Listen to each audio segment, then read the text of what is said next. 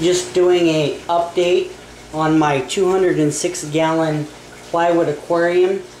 I did a video earlier before, but it just wasn't very clear, and I wanted to kind of show you how I constructed this tank and what's going on with this tank. Tomorrow this tank will be 2 months old already. I've had no problems with it. All my livestock is very healthy and very happy. So I'm just going to go ahead and step up on here and kind of explain to you what I did to construct this aquarium. Basically, for this aquarium, I used CDX plywood, which is 3/8 inch thick, to construct this tank. And the measurements that I used for this tank to make it 206 gallons was 72 long by 30 wide by 22 inches high, which would give it its parameters, if you filled it up all the way, I'm sure, to 206 gallons. Anyways, going on to the construction of this tank, how I put this tank together is basically you start with your front panels and your back panels first, and then you would install your side panels next. When I installed the front panels, basically what I did something a little different. It was an experiment.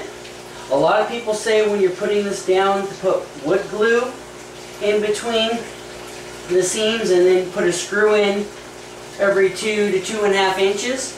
What I did, and so far it seems to be working, is I just took regular old, like what you do with aquarium silicone that you can get in a hardware store, and I put a bead of thin silicone instead of wood glue along in between there instead of the wood glue, and then just put the screws in at 2 to 2.5 inches, about 2.5 inch drywall screws is what I used, and went ahead and put the front panel in.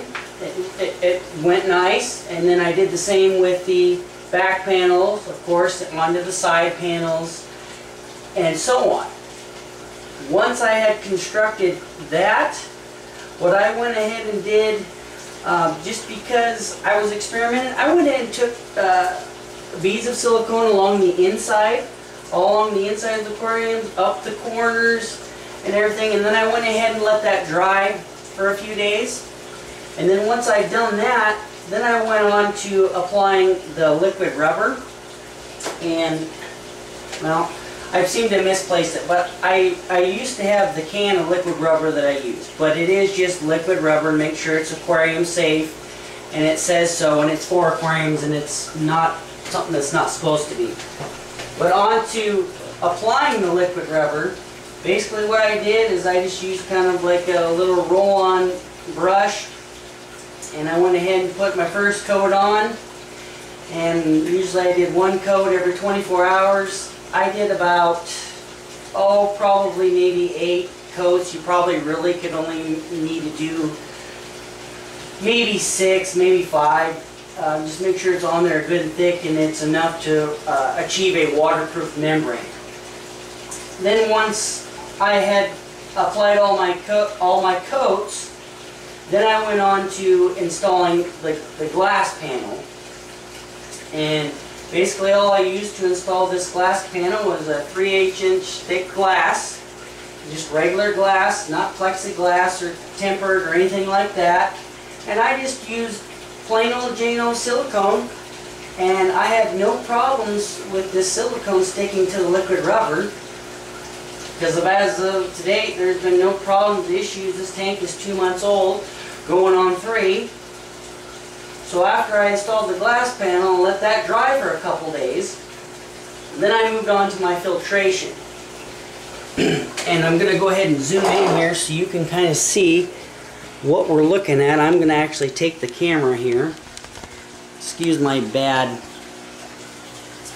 hand movements here, but what I went ahead and did is I went ahead and drilled for a sump back there, and I just used 1/2 inch PVC pipe, and I put a bunch of holes and put a cap on the end, so of course, you know, if I had any smaller fish, we wouldn't lose them. I just went ahead and did silicone on there to seal it there. And then as we come down over here, just silicone on the outside, and then, you know, some PVC glue. And then it goes on down to the sump here, which I will try to, let me grab my light here, explain. Basically it comes down in here, and that's basically just a filter pad that catches the stuff.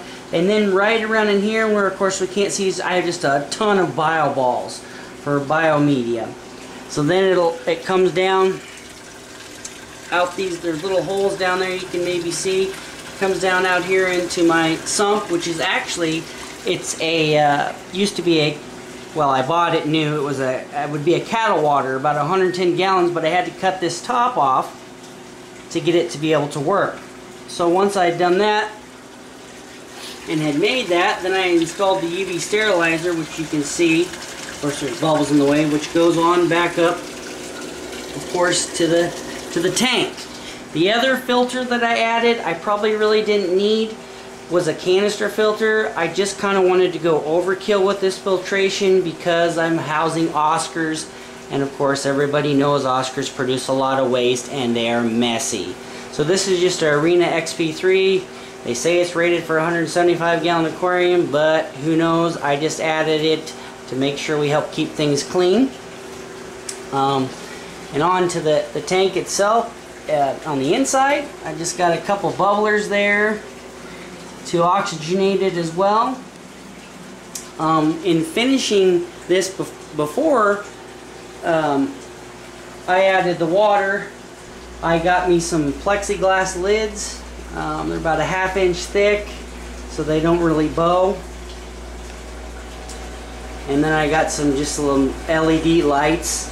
I don't have the whole tank lit up because the fact that Oscars, they don't really care for light. They kind of like, I kind of got this light dark thing going, and as you can see towards the back, they're off over there in the back.